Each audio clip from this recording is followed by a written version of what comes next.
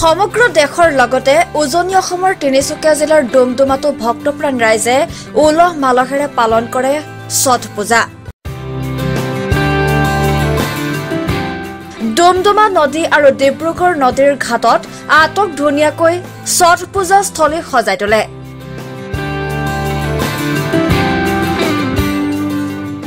এই ছট পূজাভাগ কাৰ্তিক মাহৰ শুক্লপক্ষ তিথিত সূৰ্য দেৱতাক পূজা অৰ্চনা কৰিলে মনোবাঞ্ছা পূৰণ হয় বুলি লোকবিশ্বাস আছে।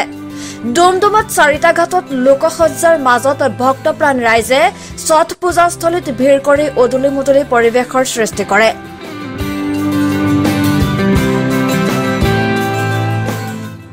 লগতে ৰাতি অনুষ্ঠিত হয় সংগীতানুষ্ঠানৰ।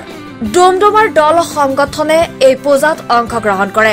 সদৌ অসম আদিবাসী ছাত্ৰ সন্থা ডুমডুমা আঞ্চলিক সমিতি হয় সৌদতী ৰাইজলৈ ছট পূজা আন্তৰিক শুভেচ্ছা জ্ঞাপন কৰিছোঁ। আশা কৰিছোঁ ছট মাৰ আগমনে সকলোৰে মংগল কামনা কৰে, সকলোৰে সুস্বাস্থ্য থাকে, সকলোৱে ভালে কুশলে থাকে তাকে কামনা কৰিছোঁ।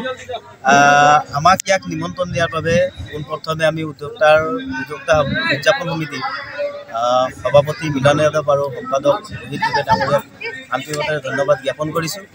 আৰু এই ডুমডুমা অঞ্চলখনত আপোনালোকে সকলোৱে জানে চাহ নগৰী বুলি আখ্যা দিয়া হৈছে আৰু চাহ নগৰী হিচাপে আমি বসবাস কৰি আহিছোঁ।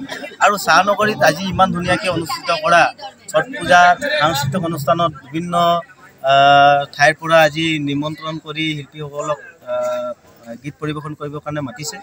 আৰু এনেধৰণৰ অনুষ্ঠান আজিলৈকে আমি আদিবাসী ছাত্ৰ সন্থাই ডুমডুমাবাসী ৰাইজেও কোনো ধৰণৰ দেখা নাই যে প্ৰথমবাৰৰ বাবে চাগে ইয়াত সাংস্কৃতিক অনুষ্ঠান আয়োজন কৰিছে আৰু ইমান ধুনীয়াকৈ অনুষ্ঠিত কৰিছে যি ছট পূজা। আৰু এই ছট পূজাৰ নামত বিভিন্ন জাতি ধৰ্ম নিৰ্বিশেষে সকলোৱে ইয়াত আহি ছট পূজাৰ আশেষ লৈছে, সেৱা কৰিছে, তাকে সকলোৰে মংগল কামনা কৰিছোঁ আমি।